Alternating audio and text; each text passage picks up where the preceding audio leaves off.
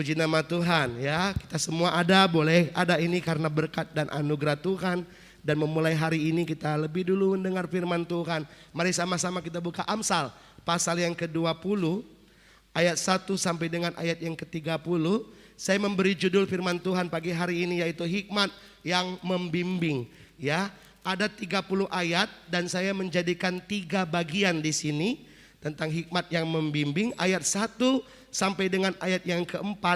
Bagaimana hikmat membimbing kita untuk merespon, bagaimana respon kita menghadapi pertengkaran. Bagaimana respon anak Tuhan menghadapi perbantahan. Ayat 4 sampai 13, bagaimana cara hidup yang diberkati. Ayat 5 sampai 12, dilanjut 17 sampai 30, bagaimana untuk berlaku hidup setia, jujur dan bersih di hadapan Tuhan.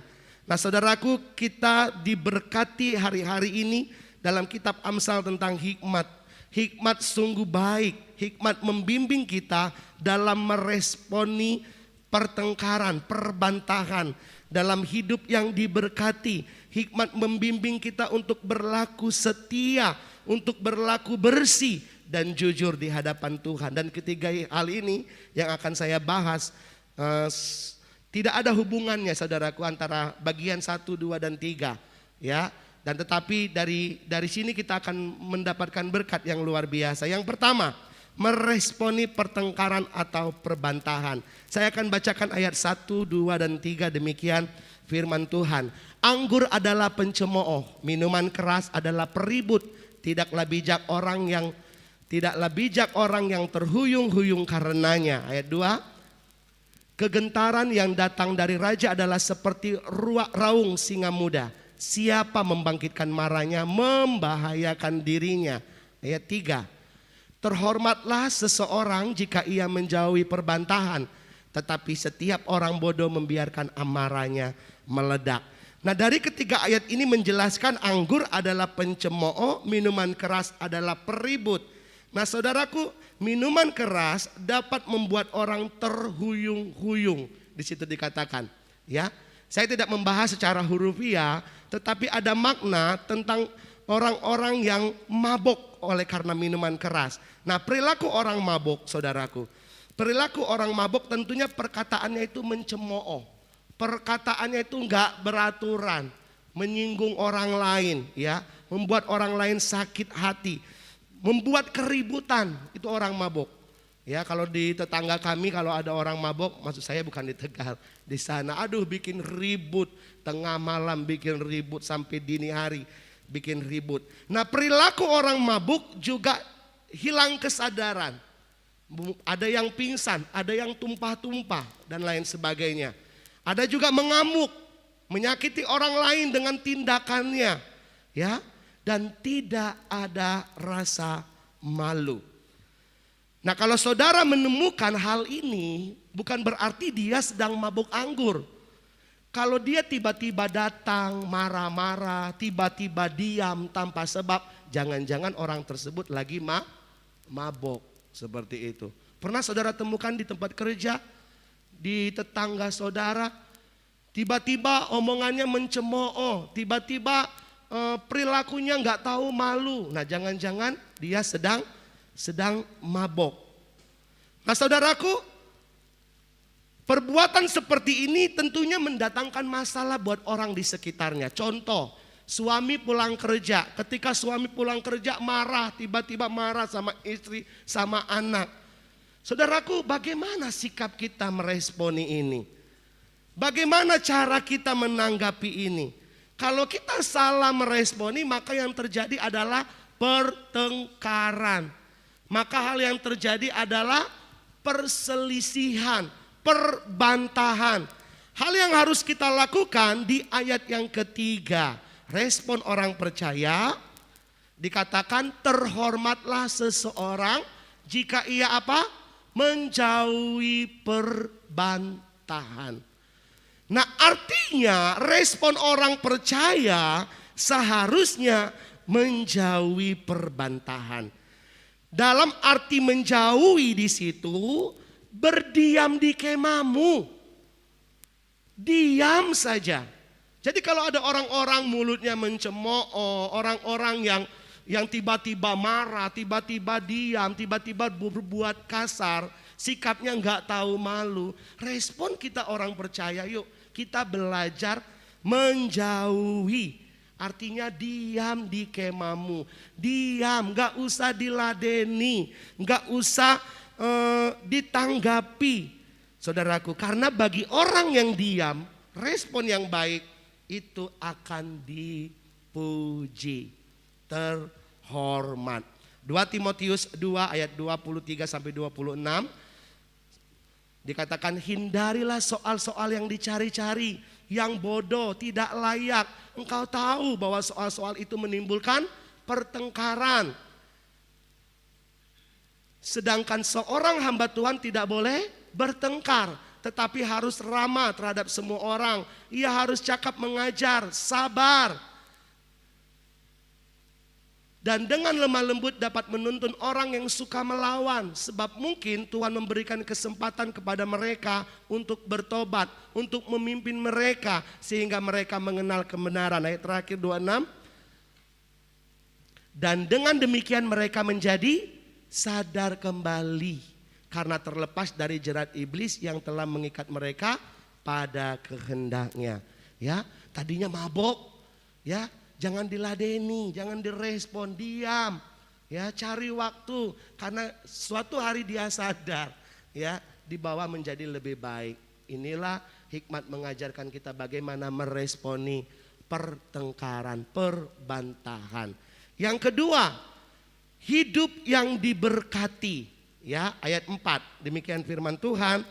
Pada musim dingin si pemalas tidak membajak. Jikalau ia mencari pada musim menuai, maka tidak ada apa-apa. Ayat yang ke-13. Janganlah menyukai tidur supaya engkau tidak jatuh miskin. Bukalah matamu dan engkau akan makan sampai kenyang.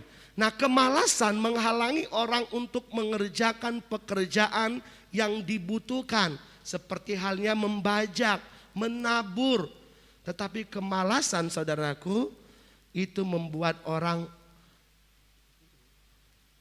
ya benar tadi ya, menghalang, ya seperti itu. Kemalasan menghalangi orang untuk mengerjakan pekerjaan yang dibutuhkan, untuk membajak dan menabur. Nah, saudaraku, si pemalas punya tanah, dia punya lahan, dia punya sesuatu yang digarap, yang dikerjakan. Ia memiliki kemampuan, tetapi si pemalas ia tidak mau. Ini si pemalas. Dia punya bakat, dia punya ladang, dia punya pekerjaan, tetapi si pemalas ia tidak mau. Si pemalas punya banyak alasan untuk menghindar, mengelak. Dengan alasan apa dikatakan firman Tuhan? Dingin.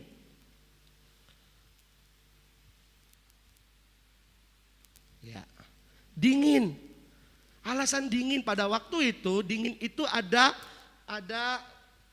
tahapannya, puncak kedinginan nanti. Tetapi sebelum sampai puncak kedinginan itu, mereka harus bekerja untuk menabur. Tetapi si pemalas banyak alasan, ya, untuk menghindari, mengelak dengan alasan dingin, nggak mau bekerja dan sebagainya. Si pemalas berharap mendapatkan sesuatu, kenyataannya tidak mendapatkan apa-apa. Ini jangan berharap saudara ingin sesuatu tetapi tidak mau bekerja. Jangan berharap saudara mendapatkan sesuatu tetapi tidak mau bekerja. Ini si pemalas. Si pemalas menyukai tidur, ya. Tidur adalah suatu kebutuhan, tetapi Allah memberikan kehidupan yang seimbang. Maksudnya saudaraku, ada saatnya tidur, ada saatnya bekerja. Nah, bekerja tanpa istirahat adalah suatu penyiksaan. Ada tempat kami pagi, siang kerja, malam kerja, nggak taunya sakit paru-paru. Ya, bekerja tanpa istirahat itu menyiksa diri. Beristirahat tanpa bekerja adalah kemalasan. Jadi keduanya adalah salah, saudaraku. Yang tepat adalah segala sesuatu berjalan dengan keseimbangan. Bekerja adalah panggilan sebagai manusia untuk bekerja. Ketika kita bekerja, ambillah waktu untuk beristirahat.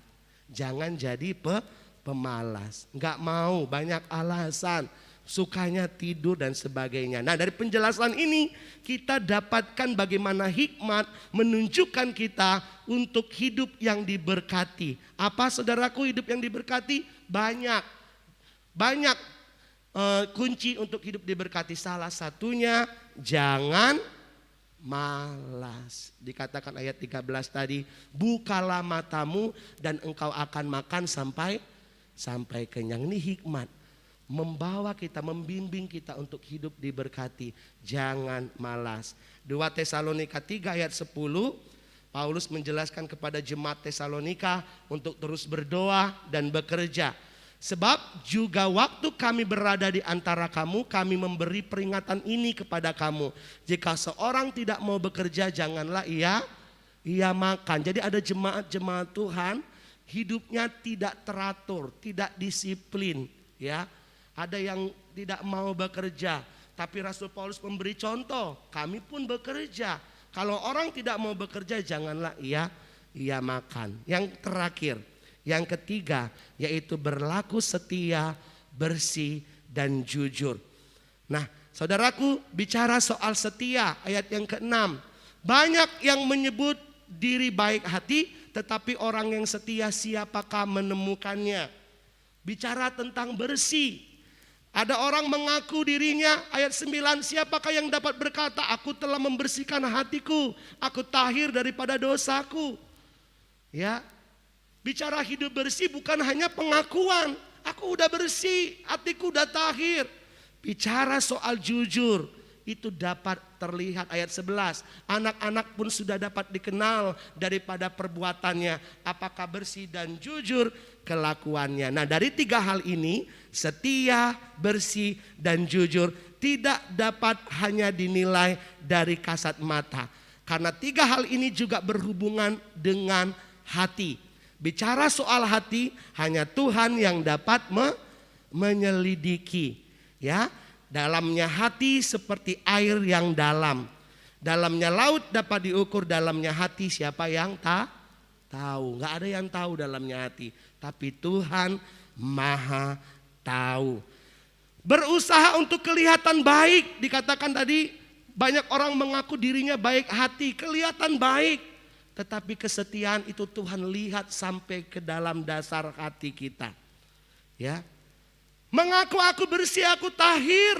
Orang melihat ya kamu bersih. Tetapi Tuhan melihat hati. Bersihnya hati itu Tuhan yang tahu.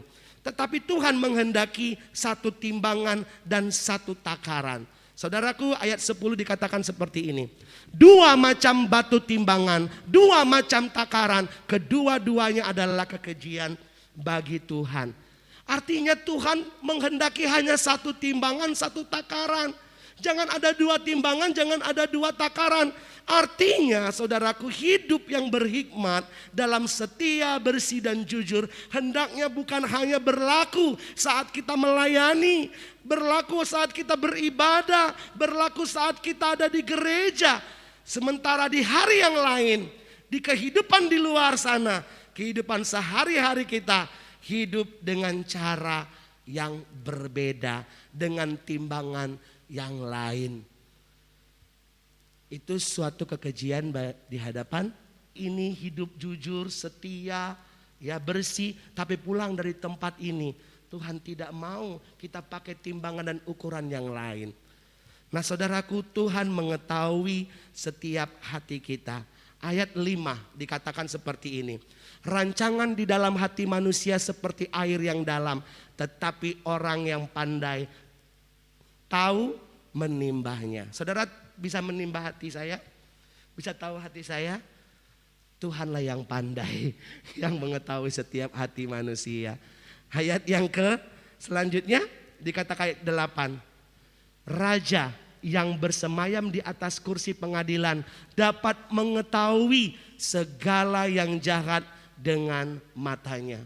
Wow, tidak ada yang tersembunyi di hadapan seorang raja.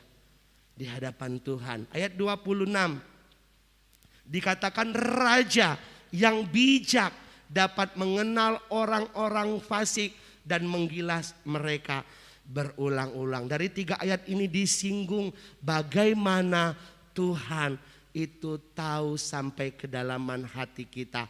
Hal yang harus kita lakukan saudaraku, yang pertama, memberi diri kita. Ayat 12, saya akan bacakan. Telinga yang mendengar dan mata yang melihat, kedua-duanya dibuat oleh Tuhan.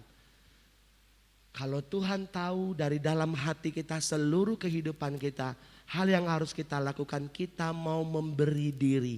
Buka telinga, buka mata, artinya mau diajar, mau ditegur, mau dinasehati untuk melakukan hidup kudus dan benar di hadapan Tuhan. Bukan hanya yang terlihat, tetapi yang tersembunyi, yang tidak diketahui oleh orang banyak. Kita mau buka diri kita di hadapan Tuhan.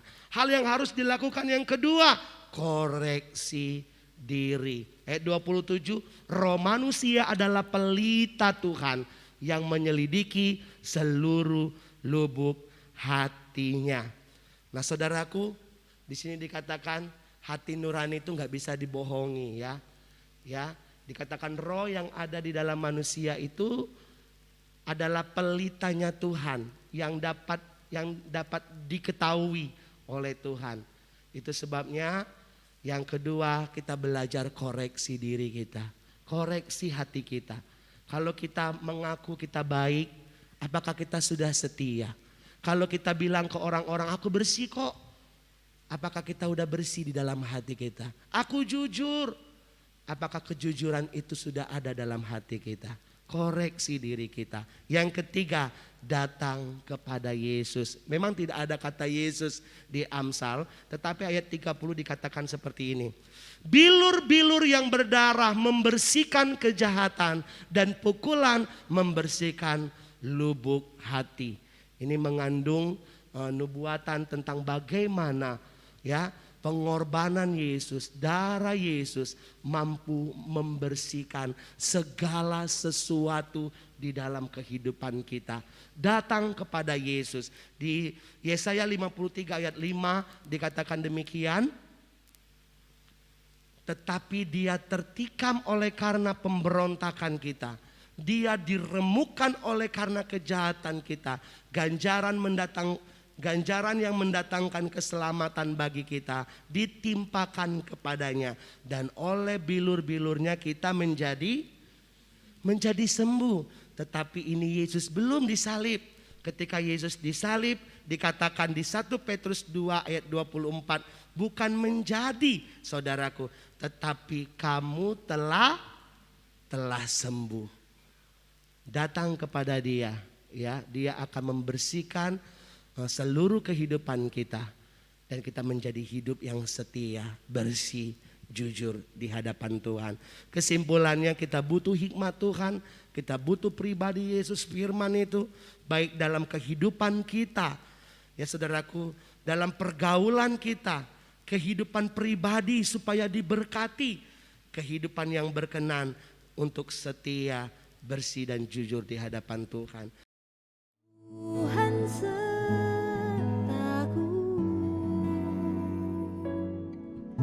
melewati badai, Engkau menjagaku.